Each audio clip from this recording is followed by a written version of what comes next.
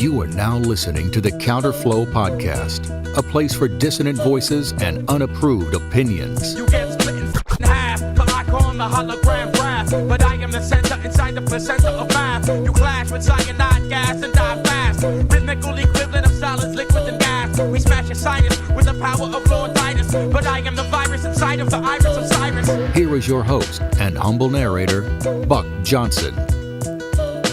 What's up, you guys? Welcome back once again to the Counterflow Podcast. As always, I am your host and humble narrator, Buck Johnson, and I couldn't be more excited to bring you this episode with Father Deacon Ananias. I've been wanting him on for quite some time. Our schedules are finally lining up, and this is a very good subject. He's the man on this subject, let's put it that way. There's a book I bought, last year, I guess, put out by the publishing company that Father Peter Heers owns, and it is called Let No One Fear Death. Orthodox Christian leaders respond to the COOF challenge. It doesn't say that word COOF, but you understand why I'm saying it that way. There's a great chapter in there by Father Deacon Ananias, and it talks about Gnosticism, Scientism, the cult worship of the quote-unquote experts, and we're going to dive into that topic today, and I think you're going to love this perspective. Father Deacon Ananias Sorum, PhD, is CEO, founder, and president of Patristic Faith. Let's get him on. It's been too long. He's a man of many names, but for the purposes of this, we're going to say, welcome, Father Deacon Ananias. How are you, sir? Good. Wonderful to be here, finally. Yeah, finally. We're doing it. Mm-hmm. Yes. We were talking about this right before we started recording. Give a quick recap for those who might be curious about Orthodox Montanica and kind of what it was like this year and maybe kind of what our appetites for next year possibly. Yeah, absolutely. So the most successful of the three conferences by far was this year. It just keeps getting better and better. This year's theme was Seek First the Kingdom of God, which interesting enough was the gospel reading this last Sunday from Matthew. And we had keynote speaker, His Grace, Bishop Maxim, who's officially taken on and endorsed the conference and even has that up on the Serbian Western Diocese website with a wonderful write-up, just how wonderful the conference was. I spoke. We also had John Heers from First Things Foundation. We had Patrick from Church of the Eternal Logos, and our own beloved, dear Father Turbo Qualls as well. It was just so amazing because I know that you have the kind of general theme about seek first the kingdom of God, but it was like everybody works synergistically.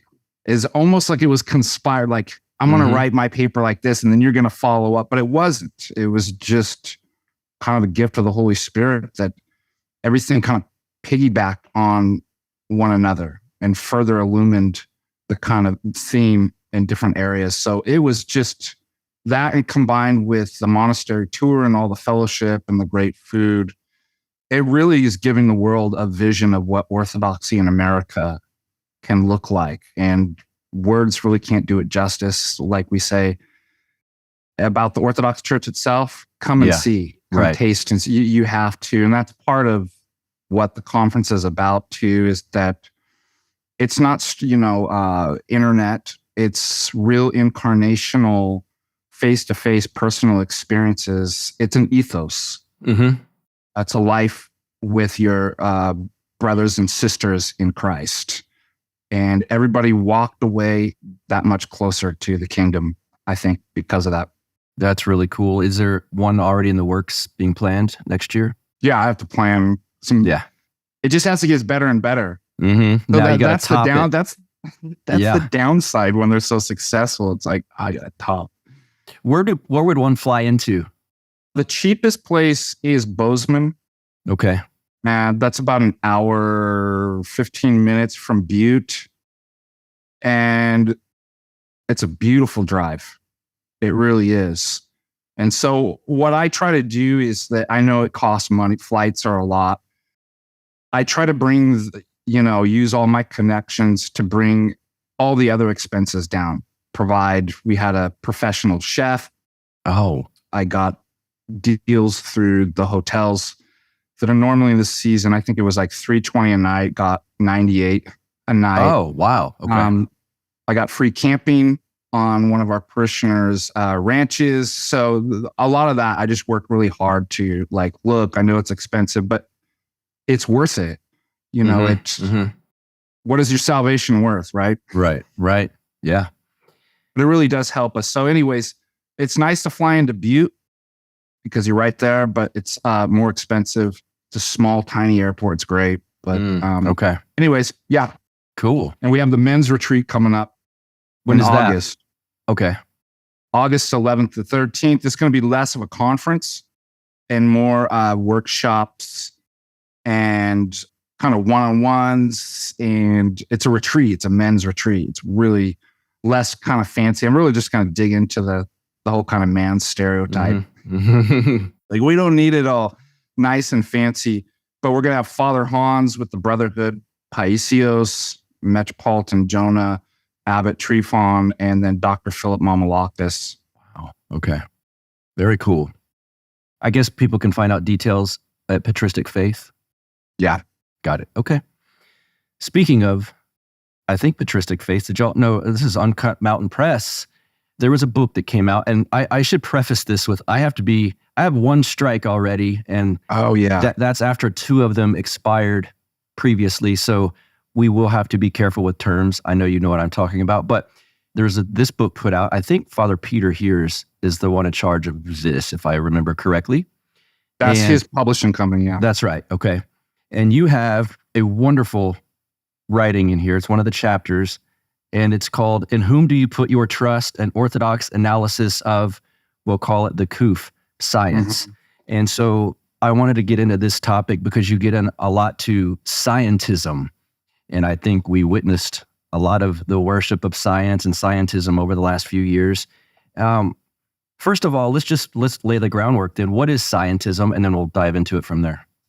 Broadly speaking, I'd probably define scientism as the belief that either science provides the highest form of knowledge or the only type of knowledge. And it takes on a religious air to it. So, you know, you have devotees of scientists, you're the high priesthood of scientists, right? And really, more than just religious beliefs, I would say cult-like tactics. I can't remember offhand. There was somebody that kind of was investigating cults and was kind of going over like top 10 kind of red flags that something's a cult, but it's like love bombing, shaming. What were the other? identifiable kind of uniforms. Ah, yes, the mask. Various things. And this kind of, it was just, I think I go in there too, that those who actually were the first to propose scientism, Auguste Comte and Saint Simon, talked about socially engineering. And they talked about that it was a religion. Like, we're going to have these religious elements in various kind of priestly class, and that the need for social pressure. And you see these kinds of tactics within cults. And so you see this in what I would say scientism too. Also isolating, you're not to talk to these people. Like us kind of versus them mentality, a superiority. I could go on, but those are kind of what you see in scientism. I think prior to 2020, I would consider myself to be naive on maybe how I viewed. Well, I was an atheist, so that's definitely brings its naivete with it. But just on how I viewed society, for some reason, once this all went down, my mind was blown at how many people jumped at it so hard that they're, like you said, they're alienating like me. We don't talk to those people or don't go around those people. Were you disappointed? I guess you were disappointed, but were you surprised at how many people jumped all in on the scientism aspect of this? Yes and no. I mean, you're kind of like surprised at that many people. I'm also surprised at people that stood up against it too. but yeah, I mean, you don't, until you get something like that, you just don't see that, right? There's no reason why somebody's kind of underlying beliefs in whom they put their trust would kind of surface for you to see until you get kind of a crisis like that. Mm-hmm. And I thought that was actually kind of a good thing, is that particularly within the church, that you thought, well, some people have maybe they have different political ideas or something like that. And, y'all can agree to disagree on various issues. I'm not talking about like dogma and stuff like that, but you know what I mean? Various issues from science to medicine to politics. And then it wasn't until this came up that I started to realize these two groups are incompatible. Mm-hmm. They're incommensurate. Like there's no kind of negotiating, and there was kind of the no room to talk or dialogue and work this stuff out. And it made me start thinking, why? Like, because I didn't see that. In times past, you could go to the coffee hour and talk various stuff and disagree. But this really was the most divisive. It was, you're in this camp or you're in that camp. Mm-hmm. And like I said, they were incommensurate. So I was surprised about that. And it was just, what's the term I want to use? Kind of latent. It was just hidden. You just didn't know until that came up. And then what that showed me is that, well, this was decades of programming. Yes. That you didn't see, you didn't know, and maybe even the person themselves, and maybe even I didn't know these kind of fundamental principles and beliefs that I held that made me take the position that I did, and others took the position, and the other group take the position that they did. And so I'm always kind of interested psychologically, how does a person get to? Mm-hmm. Mm-hmm. It helps me in my own philosophy. And there's a sort of kind of empathy where you put yourself, what was Aristotle says, that the mark of a good thinker is the ability to entertain a contrary idea without accepting it. And, and so I'm always trying to do that and going, how could somebody possibly get to that point? Mm-hmm. And that's kind of what was the motivation of the book. Yeah. Is to do that kind of analysis. There were moments where I would think it's almost like the badgering, the constant mentally getting beaten down by some of it, where I would find myself going, am I wrong here? Like, am I crazy? Or wait, no, I'm not. They are. But there's moments where it's like, maybe they are right about some of this. It was weird to kind of go through these ups and downs mentally. Yeah, because I've been wrong about stuff, and I'm constantly doubting myself because I have been wrong. I myself had fallen victim to scientism, and brought some of that in, those ideas and problems when I first came into orthodoxy too. It took me some years to kind of get rid of that. So I'm like you, I'm constantly doubting myself. Am I making a mistake here? Could I be wrong? Mm-hmm. Why do I think this way? Why does the other person think? I think that's good. I think that's healthy. I don't think the majority of the people actually did that. No, it didn't appear that way. I mean, there's some of them that are still doubling down. I saw this Twitter war with that doctor that Joe Rogan threw the challenge to. Test, yeah. Yeah. And I know he's getting paid and he has financial interest to double down on his position, but he's doing it in front of millions of people that know he's wrong, but whatever, he still doubles down on his, and you can literally play clips of him over and over that were wrong. And he's still like, nope, I was right. So it's well, that's what's interesting, is that friends, family members, colleagues, and by the way, I've gotten the most hate. Almost all of my problems that I've had to deal with the last couple of years is because I took a stand on this. Mm-hmm. And I was never rude in person but I just went to my academic writing, what I do. And it was, you would get from people, Deacon, you shouldn't talk about that stuff in public. And it's really divisive. And I was thinking, I'm like, well, that's weird, because the whole issue is divisive. And there's only two positions you can take on it. One position oh, you're the bad guy. You should stop. You should post pictures of cats and stuff like that and stop talking about these because it's really political and divisive. While the other group posting, I got my jab, go out, save lives, and they were getting rewarded.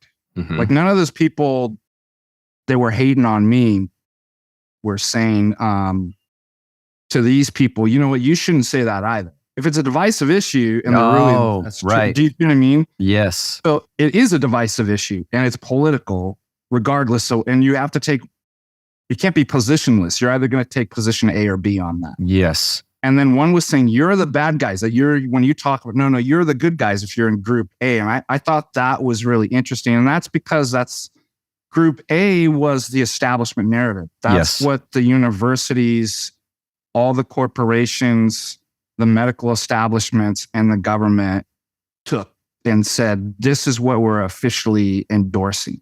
Yes. And that's a type of social engineering too. And we'll use that group, that shame. What is it? Love bomb, the cult tactics.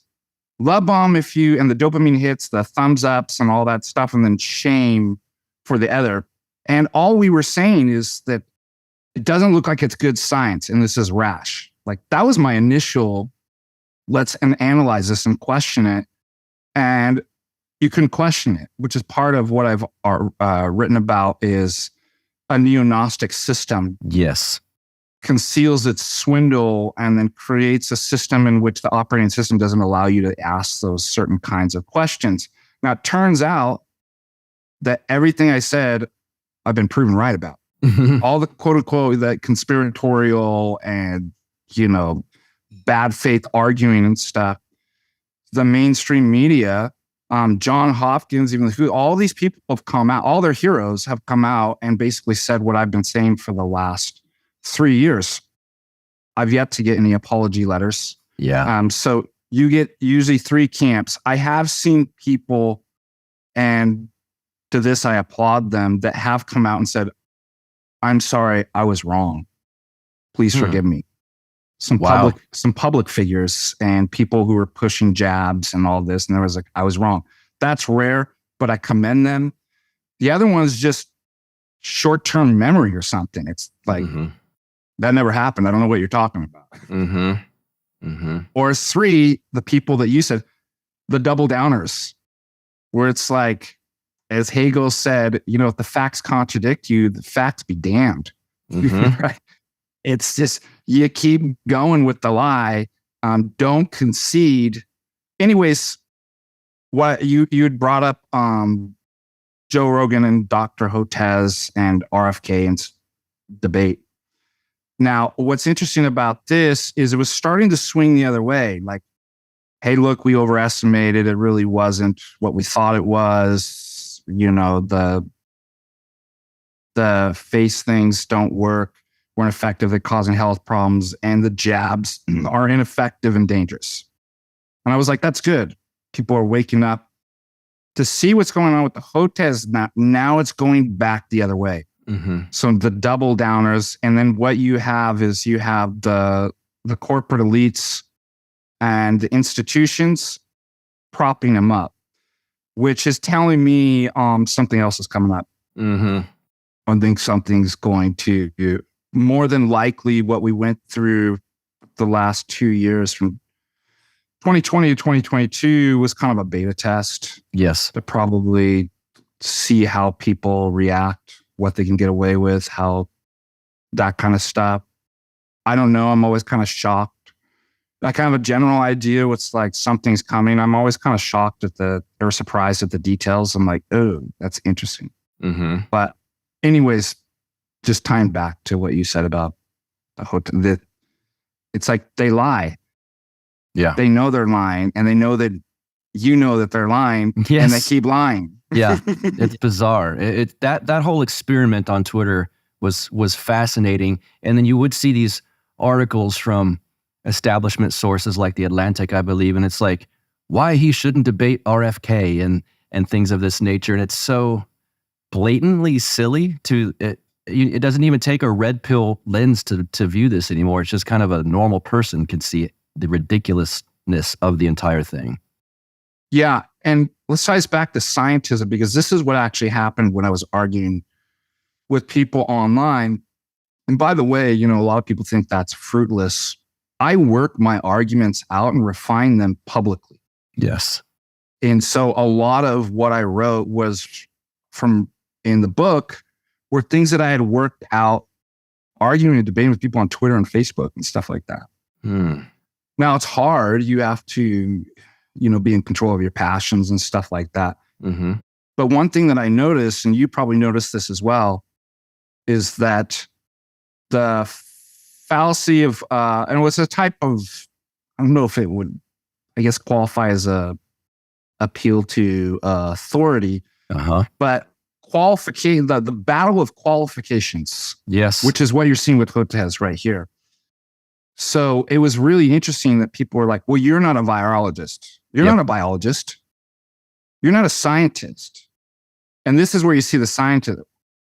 The society and academia and the elites have decided that these are going to be the gatekeepers. They're the ones that, these are the only ones that can speak on that. The problem is they're often in the worst position to do actually good work. Why? Because the way academia has gone, the last 150 years is a specialization where the disciplines aren't talking to each other. Right. Yes.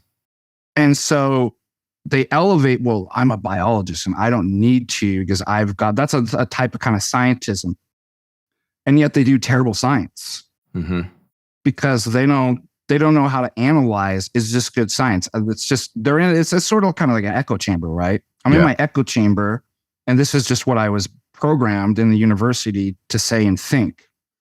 So it was interesting. Anybody else is not allowed to qualify. So we have to, which is interesting. That means that everybody else, do you notice the kind of priestly caste?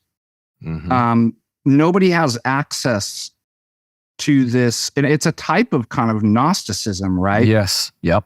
That only I, the priest, has the witch doctor, has the special knowledge to this. And you're just going to have to blindly believe in this. And this is basically what happened. Oh, and if you're another thing, you can't question.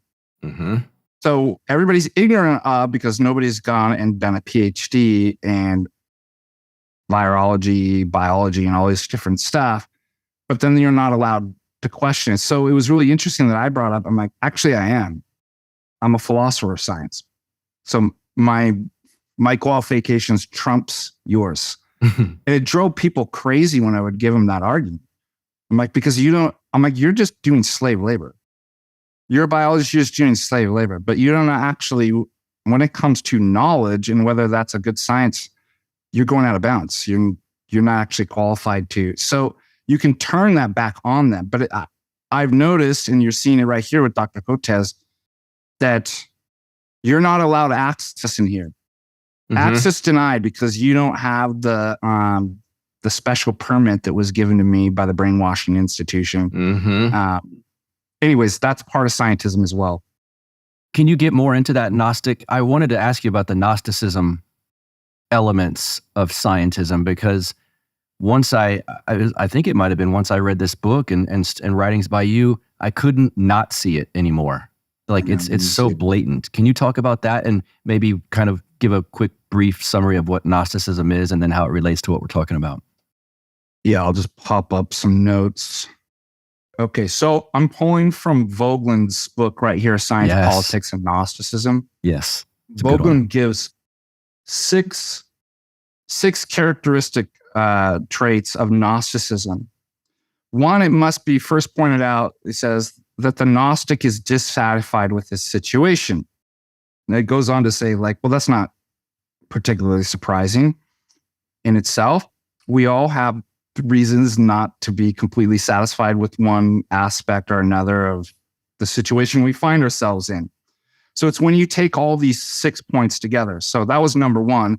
Two, not quite so understandable, is the second aspect of the Gnostic attitude. The belief that the drawbacks of the situation can be attributed to the fact that the world is intrinsically poorly organized.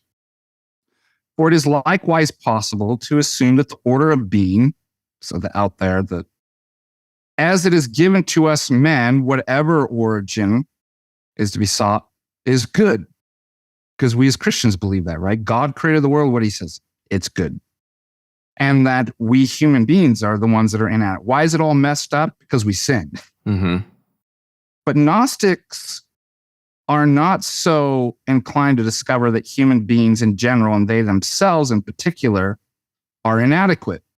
If in a given situation something is not as it should be, then the fault is to be found in the wickedness of the world. Number 3, the third characteristic is the belief that salvation from the evil of the world is possible. 4, from this follows the belief that the order of being will have to be changed in a historical process. From a wretched world, a good one must evolve historically. The assumption is not altogether self-evident because the Christian solution might also be considered, namely, that the world throughout history will remain as it is and that man's salvational fulfillment is brought about through grace in death. Interesting.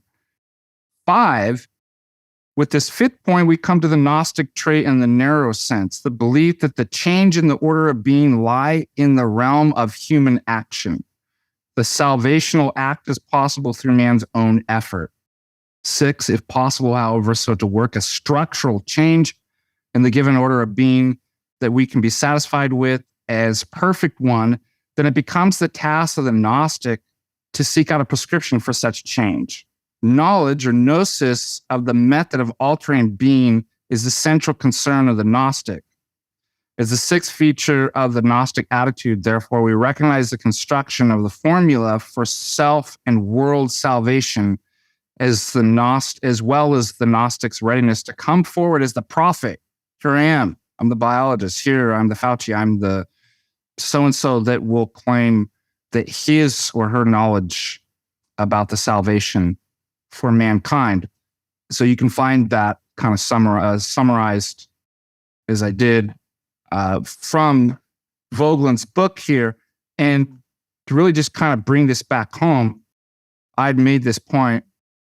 So notice what they did. They started censoring even searches. In fact, what's really interesting, I've never had this before. I really did my homework and research, as you can see in the footnotes. And I didn't use the people on my side. I used Johns Hopkins, World Health Organization, various people that they would basically say that, yeah, that's who they quoted. I'm like, then I'll use them. They're gone. Half those, if you try to look it up, they've taken all that data down. I've never experienced that in my life. Isn't that amazing? So that's what's good. You'll see in there that website was accessed at this point. So they're censoring. They're hiding exactly what they said they would. They're hiding their crime. They're hiding any contrary evidence. And what was the big thing? Fact checkers, right? During this time. Yeah. The conspiracy theories and false information is a danger to our democracy and to our life. This is killing people. We're going to be the gatekeepers of doing that. Now, what I found so odd about, I'm like, wait a minute. When did you guys become so concerned with fact? I thought you were relativists. You believe in the objective. Yes. There is the crack right there. That's the game they're playing. They're Gnostic. That's what I was talking about, is that Gnostic. It's an attempt to actually construct this kind of system and then pretend that it's actually knowledge, even though I deny that underneath that knowledge. Why? Because they've rejected the created order. Knowledge will be defined how I define it within my system. That's what's true. What I say is in the system. Yeah.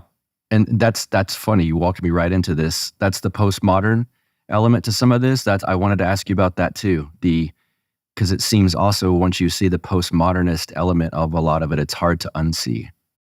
Yeah, so that idea, and I've talked about this in other papers, contrasting that like postmodernity, and I still think it's modernity. It's just different phases of modernity. Yeah. Like we're thoroughly moderns.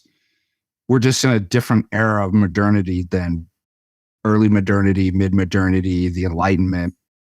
But if we contrast it to the Enlightenment, I want to read you something else that I wrote. The Enlightenment had this kind of optimism, hence the term enlightenment. We're enlightened now. We now know. We have science, and we've thrown off the shackles of religion, and we're using science to perfect. We'll end wars. We'll heal diseases, right? Let me just get this pop up real quick because I've got a great quote for this. They'll kind of summarize that. Because post-modernity will basically be kind of, if the Enlightenment was this optimism, post-modernity is kind of this black pill despair. Mm-hmm. And there's a reason why. Is this 1 second? There's certainly a nihilistic element to. Yeah, it's a kind of nice, and it's because of the failures of the Enlightenment, actually. Mm-hmm. So the postmodern is interesting. Like they've got actually a lot of valid points, but they remain groundless. Like they have nowhere to kind of put that. Like everything's deconstructed, and so there's kind of a despair. But that makes society and individuals ripe for manipulation. You see what I mean? Yes. 1 second. There's almost no protective bumper rails that you can knock up against. Their borders are gone, and it kind of anything can flow in and out. Yeah, it's completely ripe for manipulation. Okay, so man, I must have wrote this a while back. Let's see. Anyways, go on. I'll keep looking for. You kind of walked me into what else I wanted to ask you too, is the post-Enlightenment issues. I mean, the world's ripe with those issues, but how do you see modern, let's say Western Christianity affected by some of the issues from the post-Enlightenment period? Sorry, I asked that question again. How do I know, that's kind of a deep one. Post-Enlightenment, the West, how has that had negative impacts on Christianity?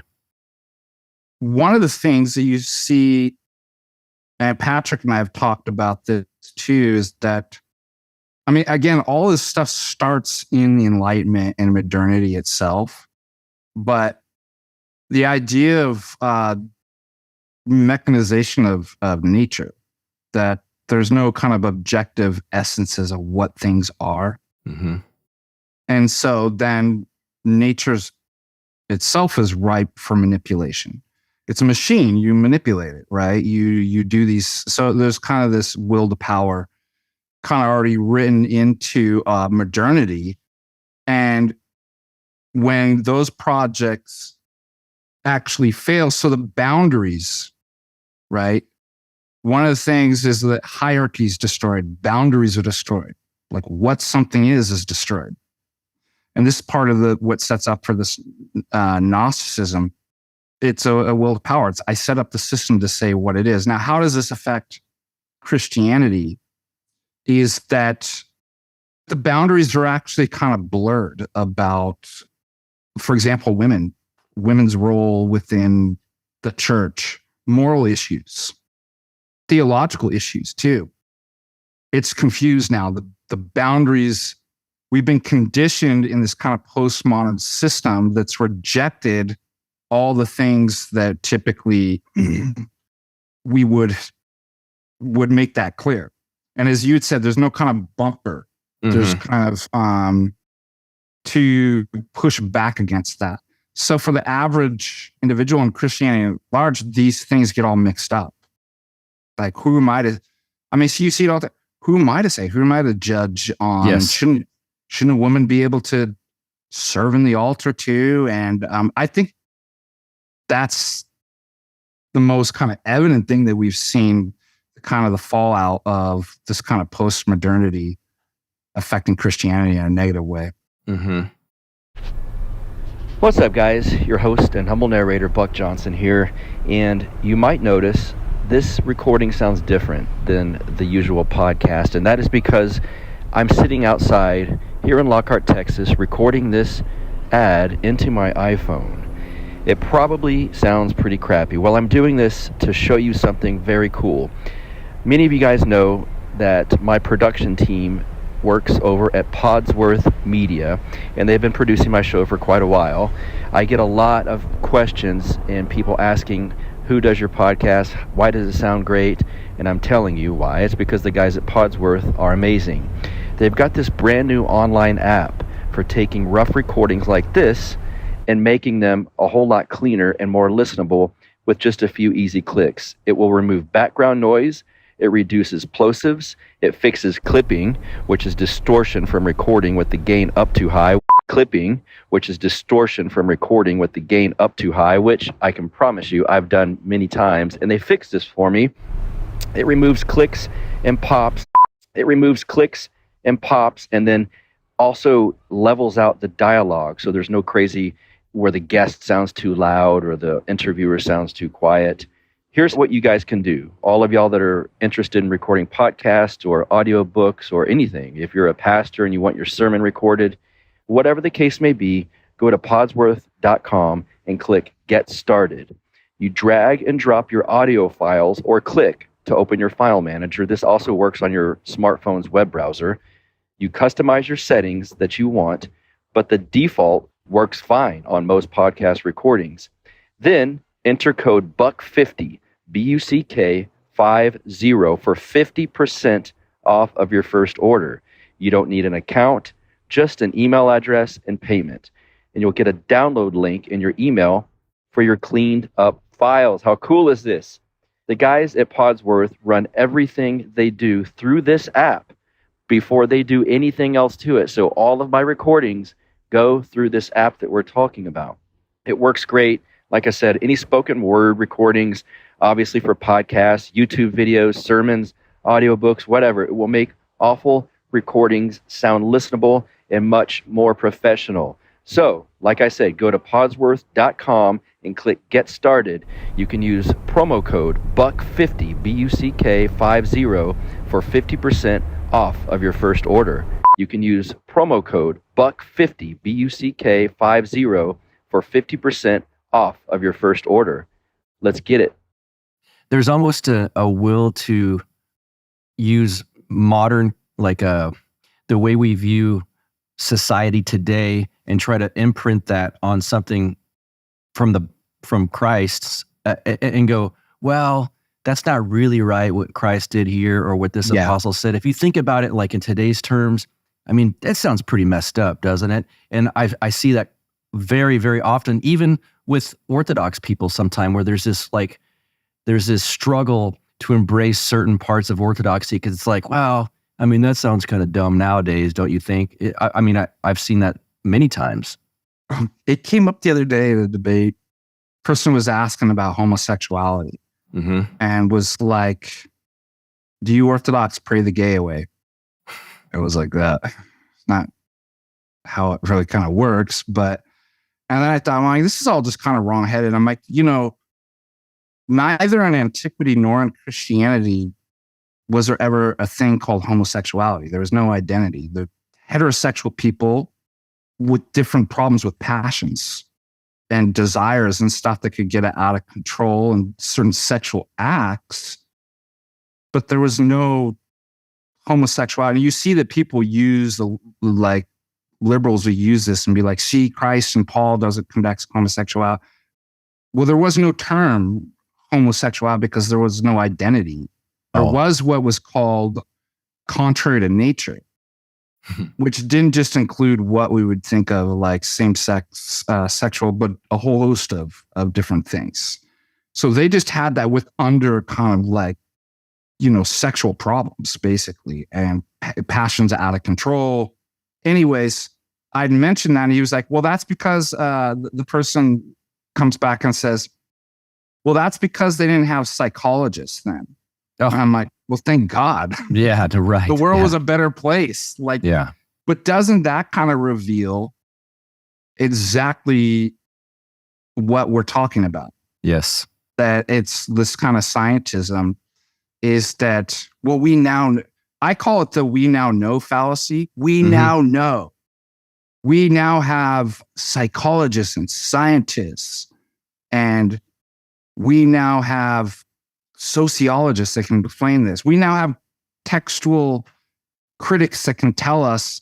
I heard a professor, couldn't believe it, this theology professor told me the other day, and I was thinking about something else, and I should have came back to it, but I didn't think about it until later in the day, what this professor had said. I'm like, what? He said, we now know Matthew didn't write the Gospel of Matthew. I should have been like, how could you possibly know that? Right. Yeah. That's crazy. Yeah. And please don't tell me textual criticism. That is the biggest joke of what they treat it as actually a science. It's changing all the time. Mm-hmm. And, we have Polycarp as early as Polycarp saying Matthew wrote it. And then I thought about something interesting too. The Gospels are the only writings that say the Gospel according to who? Yeah, right. None of the other stuff even say that, like the epistles or something. Right. It says Gospel according to Matthew. So I'm like, I'm not buying, but it's more of this kind of futurism and we now know fallacy. Mm-hmm. I come from early on Protestantism, and then a long stint of atheism, and now Orthodox. But maybe I'm wrong. I thought we were the only ones that say this is the gospel according to St. John. I mean, my priest, you hear it every Sunday. I don't think that Protestants say this is the gospel according to, they certainly don't say saint, but they wouldn't say Matthew. I could be wrong. And I know, as Father Turbo says, the clickety clack, I'll get it in the comments if I am wrong.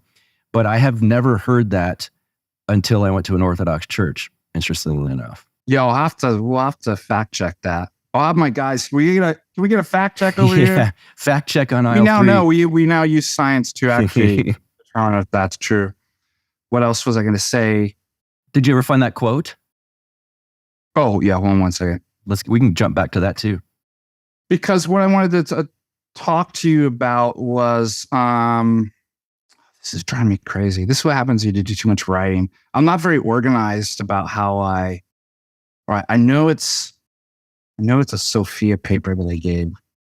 But one of the things, because you were talking about, I'm going to grab the book that I'm referencing. Yeah, go ahead. I pulled it up the other day. Now, of course, when you want it, you can't find it. But this is really kind of right here. One of my mentors, the late reader Tristram Engelhardt, and maybe I could just even find the kind of quote. But it talks about, because notice it says after God. So he's really talking about post-modernity.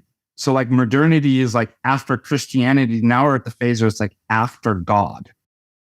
And he talks about living in the rings of Christendom, and has a really good whole thing about kind of post-modernity.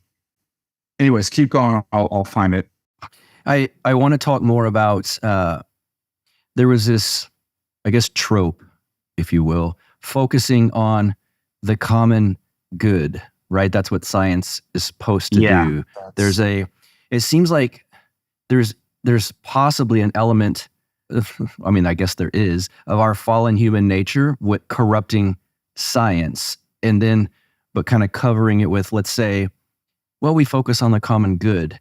I think scientism in itself, by its very nature, can't be grounded in objective morality. What are your thoughts on that? Are you saying contemporary science? Yeah, contemporary science, right? But there's this trope that's what it is. This is for the good. This is for the good. But it seems like it's ungrounded. Well, that's what Tristram Engelhardt talks about in here, because this is the morality and bioethics in a secular age. And there's this whole thing of it's actually really relevant to what we're talking about. Let's have medicine in a pluralistic society. And this is really kind of definitely modern. Well, let's just take the lowest common denominator. We have all these different religions and different politics, and can't we all just get along? Yes. Can we all just have a science together that doesn't offend another person? Or can we all have a political state that doesn't can we all do this? And it can't. Like, that's what he points out. These systems are incommensurate, especially when you get into like bioethics, right? Mm-hmm. So you're pointing out something like secularism itself, like science came out of Christianity. Mm-hmm. Science in Latin means scientia, and Greek episteme means knowledge. And it's knowledge because it was grounded in the transcendent conditions for the possibility of knowledge and the order of being, and that's God. So modernity and secularism that severs that, you can no longer call it knowledge. There is no ethics. Like it's like you said, it's groundless. Mm-hmm. And we can't just be like, well, how do we all make everybody happy? We'll just do this lowest kind of common denominator. And that doesn't work because, we have a particular notion of what the human being is and life and when, what you can do that other people don't. So they're incompatible. And that's the position that he takes with that. So yeah, excellent question. Thank you. It's I didn't even know it was the part of the topic of that book, strangely enough. But I want to talk to you or ask you about managerial society, technocratic rule, because one of the themes I kept noticing in the last few years is that there was almost a willingness for many people just to say, look, these people, this very small elite group, let them rule us. And in fact, there is, since that issue that we lived through was worldwide, it was the first time where I started seeing a willingness to ignore national boundaries to this extent. We've always seen the push to eliminate them and whatnot with the United Nations even. And, I grew up listening to Alex Jones in Austin, Texas. So I've heard this for a long time, but this seemed to be, since it affected quote unquote everybody, this was the first time I thought there's really a strong push for a kind of a technocratic elite to rule over everyone. And a lot of people were willing to go, yes, please. I know. Yeah. That's just kind of who's pushing back. There was a professor that was like, that sounds conspiratorial. So there's one group of people up there working. I'm like, no, it's that they share, there are various groups and nations that unfortunately share common ideas and goals. And there's this kind of cronyism that occurs from that, where I think it's no coincidence that prior to that, what is intolerant, right? They move this into, even like they try to tie it to racism or something like that, but you can't be a nationalist. Like, that was attacked early on. And perhaps it was attacked because a strong nation state is the only thing that's an obstacle to globalism, right? Mm-hmm. And so maybe that actually needed to be attacked and brought down because of the coup that was going to happen. And now there's no boundaries. We all have this, and you have these, the World Health Organization, and you have all these different kind of groups, UNESCO, like all these that are these kind of internationalism, right? And Davos, and they all talk about basically, these obstacles to, and it's planning from top down. It's certainly a Gnostic system. We will cure all diseases, all social ills, all of these things through planning and constructing, right? Yeah, here it is. That's the managerial aspect of it, of course. The managerial, yeah.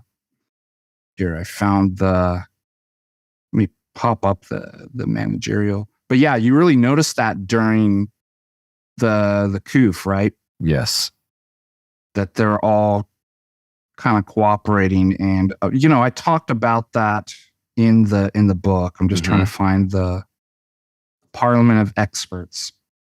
And that the old way of thinking is that politicians control, right? And then you get to participate that in democracy. I just wrote something the other day. I'm like, what a parlor trick democracy. Not that democracy's ever been good. It's, out of all the Western thinkers, they thought, throughout history, they thought that's the worst form of government. But it's kind of like opium for the masses, right? Yes. You make the people think that they're participating and have some control, and they'll settle down. They'll be satiated. And I forget, it's often wrongly attributed to Benjamin Franklin, but it was she was an anarchist. Blanking on her name. So am I. I know exactly who you're talking about, though. Yes. If voting actually did something, they would have made it illegal. So it's just really normie, I call it, to think that like politicians are actually doing something and you have some participatory, efficacy in that. Yeah. It's like, no, it's the elites, it's the technocrats. And that's why it was so important for me to talk about the managerial society and what technocracy actually is, and then tie that into Scientism and Neo-Gnosticism.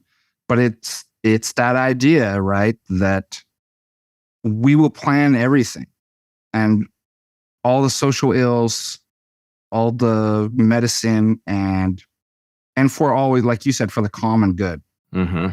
It's always that. But those choices are not made by elected people. It's, as I point out, by a handful of men in a world of close politics and secret scientific choices. So notice that goes back to our first thing. You're not allowed in this sphere. You weren't given the badge for that. Only, and again, that's reminiscent of like almost like mystery religions and cults and stuff like that too. Yeah. Were there parts of this, we'll call it the last 3 years, that seemed to you like an attack on the church? Not churches across the country. I mean, literally at the church. Absolutely, I think it was. Father Turbo used that video where you were interviewing, what's her face? Dr. Naomi Wolf. Yes.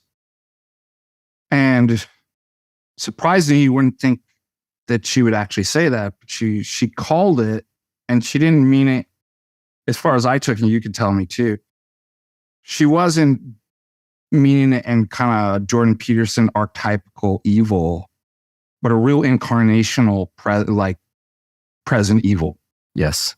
To explain that. And I think we're all just kind of shocked that, and it was so great that you had her on. Like, here, somebody woke up and saw, despite whatever her presuppositions that would have blinded her to maybe not answer, somehow she saw past that and she saw it as it really was, which I thought was amazing.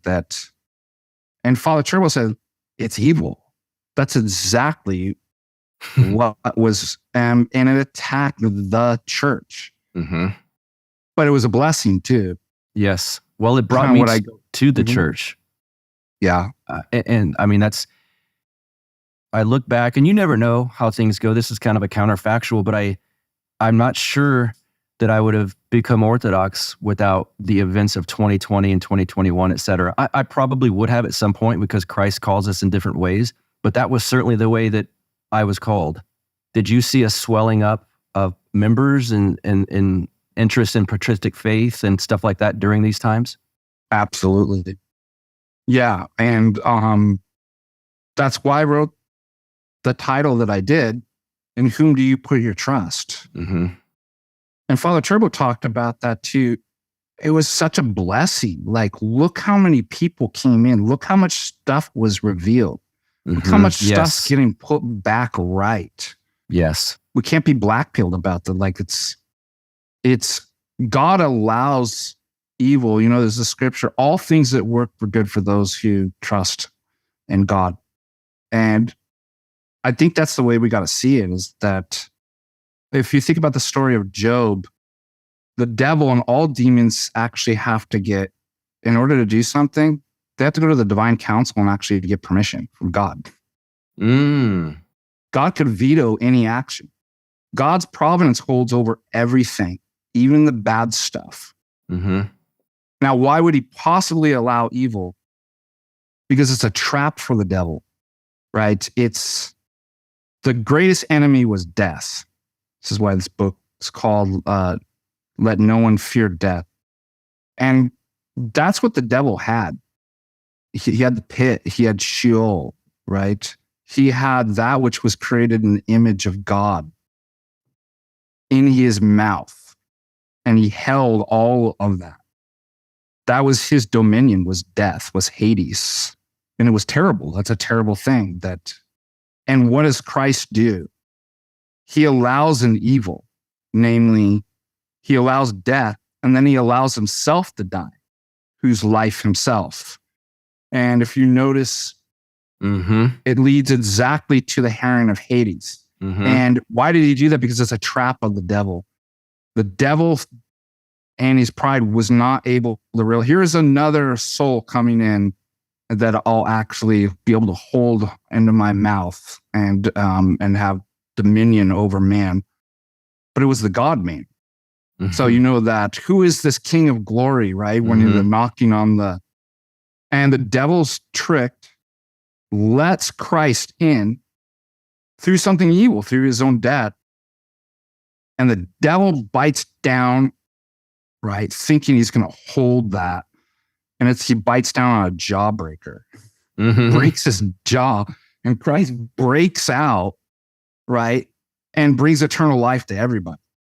And so if you think about the coup is something similar to that was authorized, and it was authorized as an attack on the church this is being mounted by the devil itself. And it's not a spiritual meaning of evil. It's not archetypical. It's literally demonic. That's why it's nice in the Our Father that we end with, and deliver us instead of from the evil one. It's personified. And I think this was personified, and the devil thought that he got us. He canceled Paschas. He got people to stop venerating icons. He got people to fear death and cast their eyes away from Christ. And God authorized that. Why? To save people. Look at all the people coming in. Look at everything that's cleared up and made. So as hard as it is, I don't have any regrets that it happened. But yes, to answer your question, it attacked the church. That in fact, that was probably the evil one's primary goal. Yeah, I didn't want to bring Father Turbo up because he tells me things sometimes personally. But yeah, that I asked you that question because of a conversation that he and I had on this exact topic, and it sounds like he kind of discussed it at Orthodox Montanica. So it's, that's exactly what I remember. What paper? The Dangers of Technology was a paper that I wrote and delivered in IOTA, the first IOTA in Romania, and that was when was that? So 4 years ago. So you can see that and you can see that God must have been prepping me, because I was already concerned about. So the title of the paper is An Eastern Orthodox Understanding of the Dangers of Modernity and Technology. 2018. You had a crystal ball. So I was already worried about stuff. But you'll like this quote. Chris Mankart says, in eschewing a God's eye perspective, morality, bioethics, the state, and the meaning of life are all approached as if everything came from nowhere and we're going nowhere, and for no enduring or ultimate purpose. Isn't that what you just said? Yes. Yeah. And this is the part that I'm just going to read from, if you don't mind. Go ahead, please. This is my own. Not only is secularism not a neutral position, it is a culture both hostile to God and my cats are fighting at the. It's hostile to God and incompatible with Orthodox Christianity. So I'm bringing this up because it's answering the question that you had, that you remember you even started with the common good. Yes. Can we actually have a science of bioethics, politics that is a common good? And I'm going to answer that with this. Well, this is exactly what the Enlightenment's actually trying to do. and aspiring to create a universal ethics in terms of a Kantian paradigm that would be binding on all humanity, rational universal religion and morality, a secular religio catholica. That was the Enlightenment's project upon all humanity, which were the inheritors. But as Nietzsche predicted, to replace God with an idealized vision of man and mankind.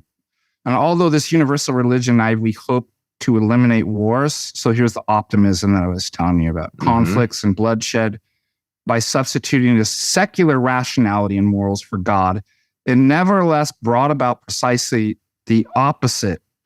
And the quote here that I referenced in the footnote, secular reason from Tristan Mangelhart, what did the Enlightenment actually bring us? This whole idea that they were trying to do that was so optimal. That sounds great. Universal secular religion and morality and science and all this stuff. Oh, well, guess what it brought about? The French Revolution, reign of terror, and eventually the slaughter of millions by the secular rationalist regimes of Stalin, Mao, Pol Pot, in the pursuit of supposedly a philosophically justified moral vision that had its own secular bioethics. Yes. So that's where postmodernity at least has the insight. It's like, I know what you did. I know what happened. And it's bad. But they're groundless. They don't know. They're like these young men that are all black-pilled, right? Yes. It's like they realize the problems. They don't know how to solve it. Yeah. So you're not left with anything coherent. Yes. There's no coherent concept of what science, what community, or what it means to be human, male or female, right? This is why everybody, and they all turn on each other. I don't know if you noticed this. Yes. That it's like, oh no, that's not what you're supposed to say. That's not like, nobody knows what they're supposed to say. Like it came out of nowhere. Like I said, it's groundless, not going anywhere. There's nothing coherent about it. And so every group within a group starts to actually attack each other. Hey, because it's groundless. Yes, which is where you get the left will eat their own. Because yes, that's a perfect, way to. Anyways, I finally found it. Forgive me that it took so long, but I thought that was really apt to. Yes. Yeah. You mentioned it within that technology, and as this episode drops, my previous episode was on transhumanism, AI, technology, etc. Just out of curiosity, regarding those topics, do you think AI itself is evil, or is it just a tool like a hammer, and it can do good things, we can do bad things? It's nebulous almost, or neutral, or is it actually evil? It's a great. Did you see, I don't know if you saw this post, but I found a couple days ago, there's an AI antichrist that you can ask questions on, I forget what platform it's on. So I'm going to read something else. So I think there's something extremely problematic with AI, but not with technology in general. Okay. So let me just read this quote for you again. It's from Abbas Emilianos, Archimandrite from Mount Athos. He says, technology per se is not, of course, harmful, being the fruit of reasoning and intellect of man, who is formed in the image of God.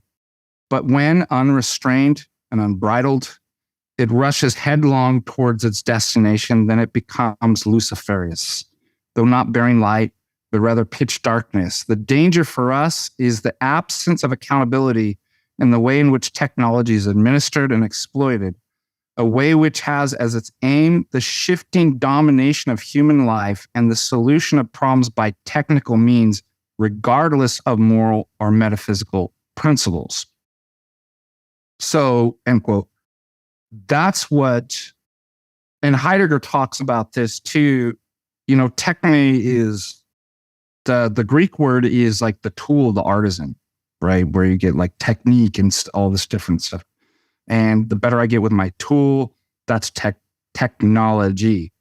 And that itself is what Heidegger says, like ready at hand. and toolness and stuff like that. That's not bad.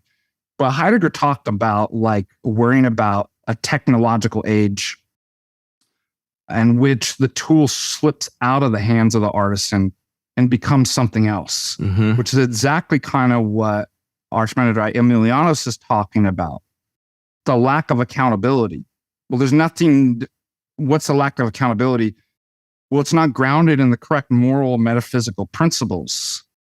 And then it slips out and it becomes uncontrollable, which is exactly, I think, what you're seeing with AI. This is why you had that dude just step down, was like, yeah, on the chat GTP, it's like, this is crazy. Like, and part of this reflects the kind of neo-Gnostic scientism. Once you reject like that proper framework, once you reject Christianity, then it's just you and a libido dominandi, right? Well, I can construct it. I can do it. So there's no question about should I do it? Those are kind of the old metaphysical and moral kind of questions that you find in Christianity. Everything, and there's no telos, right? So everything is, the end becomes the means because I can make it. And I think this is what's happened with AI. There's no kind of framework or grounding in which, might this be a bad idea? And you're seeing this with the gender issues and like, and just, I'd say even education in general, and things with children. It's a big experiment. Nobody has a foundation to be like, this could be seriously problematic. Let's do it. I think this is what you're finding out with AI. And then now the genie's out of the bottle, Pandora's box is opened, and it's uncontrollable. Exactly what Heidegger says. The tools left because now what we see is professors, we don't know what to do with exams and papers because kids are using chat BTP, and it's getting better. In fact, we played games, educational games, where I was trying to learn from this. In my philosophy of science class this year, where I was having them plug in questions in chat GTP and seeing what it would say. And one was hilarious. I actually got to break it. Like, I'm like, okay, I was starting to figure out. So we have this Bayesian probability theory that people use in actually they use it in law. It's not just science too, and economics and different stuff like that. And then we were doing a critique in philosophy of science. Yeah, but is it really like that successful? Like, how successful is? And what you notice is that it's grounded on all these presuppositions. Only if my presuppositions are right, but then my presuppositions are actually written in to calculating the probabilities, the Bayesian probability theory. So then I got this crazy idea. I'm like real meta idea. I'm like, what happens if you plug the Bayesian probability theorem back into itself? Like, how probable is the Bayesian probability theory when if you plug it into the Bayesian probability theory? Students started laughing. Then I was like, you know what? That is a very human, creative type of question. That's what I thought. And I'm like, ask chat GTP that question. It had the stupidest answers. And I was like, got it. Got it. Yeah. I'm like, I got it. I broke it. I broke the machine. But the thing is, the more you play with it, the more you ask it, it will adapt. Then it started giving better answers. And I was like, And this is what's happening is that, first with the papers and exams, I'm like, just ask really abstract philosophical things that only humans can do. But it's getting better at that. It just mix and matches these pieces. So now we don't know how to do assessment. Wow. That's one problem. Number two, it's abolishing human work. Yes. I talked to my buddy who's a lawyer. He's like, do we use it for law to write up stuff? it saves so much time. And my wife, who used to be a lawyer too, she was like, so nobody needs to go to law school anymore. I'm like, oh, that's a great point. Jeez. Well, chat GTP. So it's eliminating work. Mm-hmm. And then what the third thing that I think he brought up too, criminals are using it to get data and case things. And that's where it's like, it's gone out of control. Like you can't stop. Now you get AI, Jesus, Antichrist.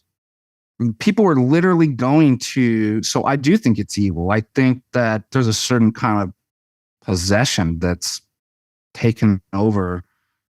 And there's something just in the very nature of modern technology that's akin to demonic. Because what is this modern technology? They're messages, right?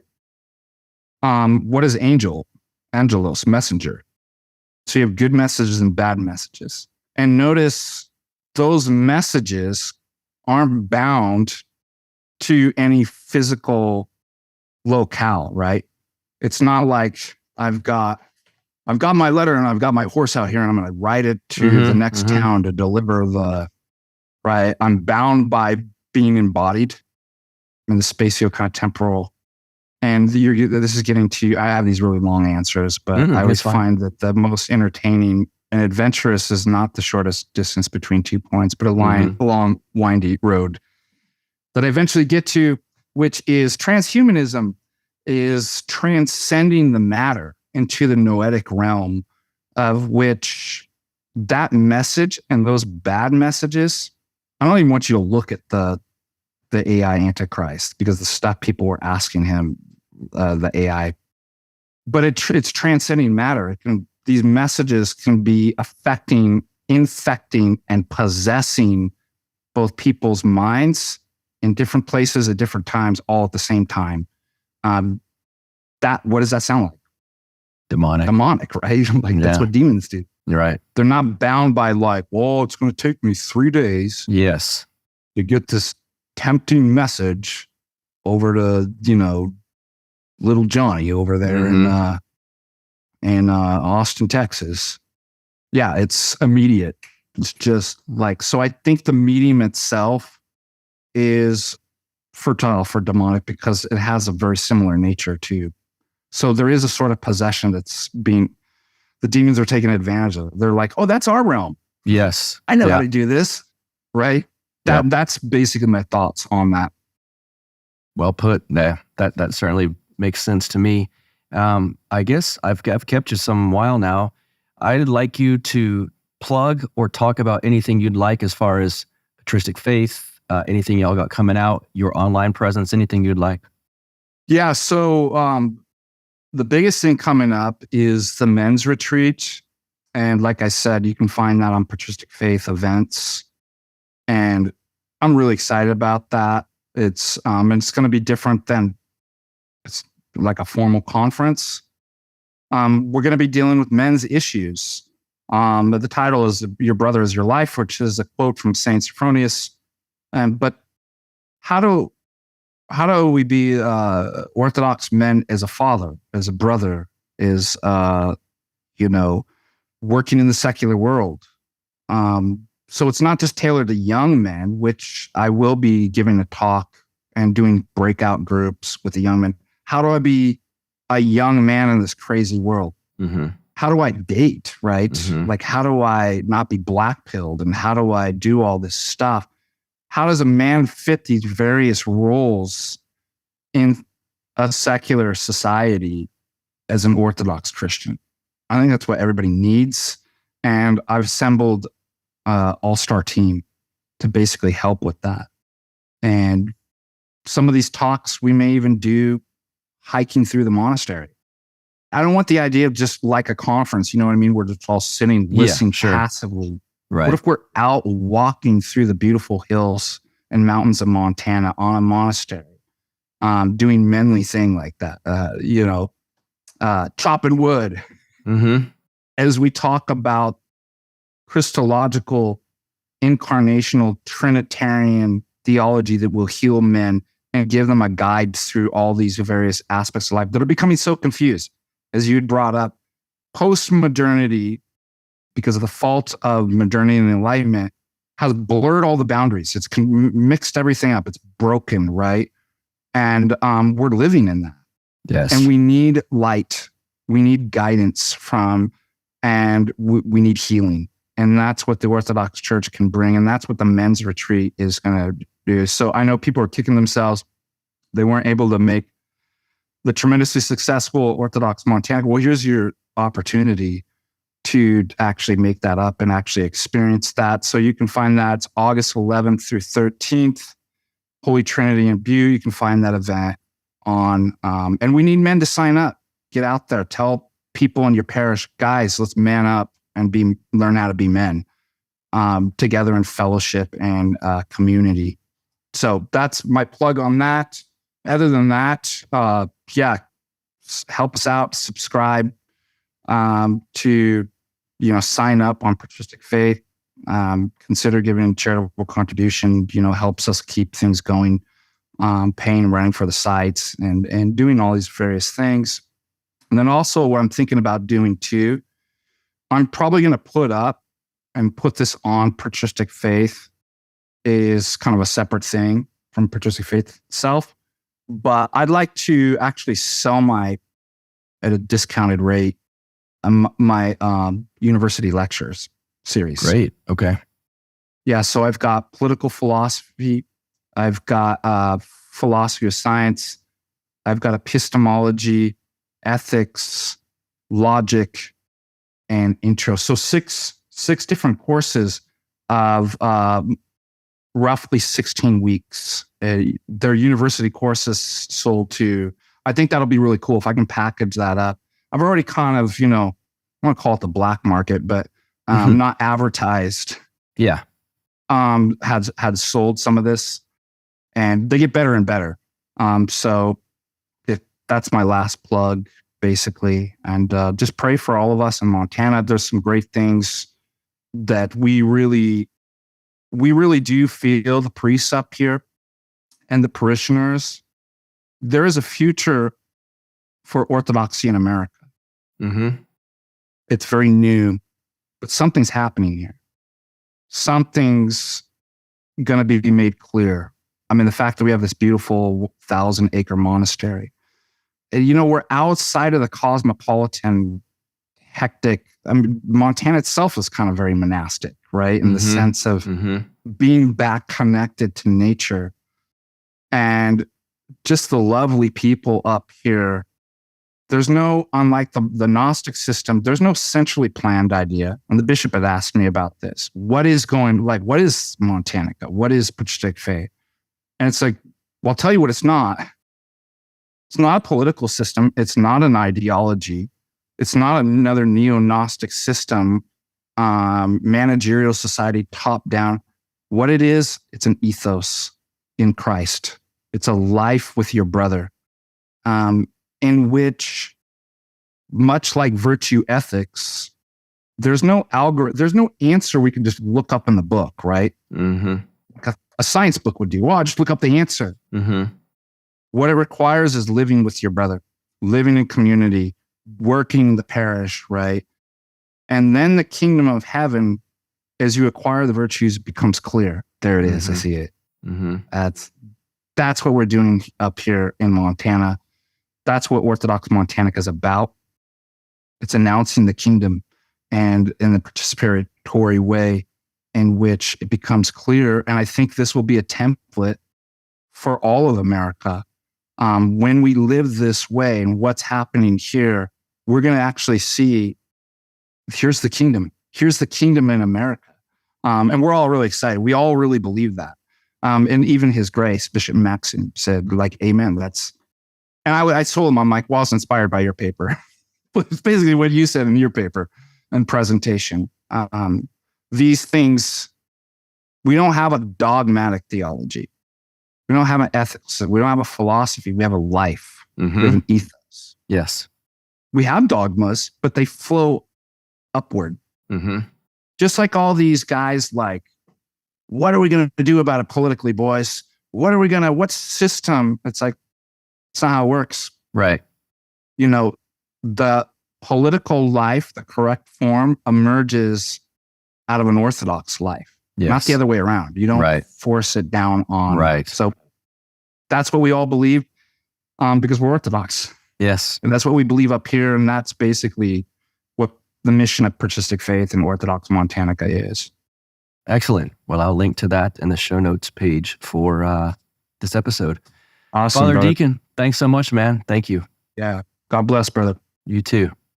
All right. Hope you guys enjoyed this chat with Father Deacon Ananias.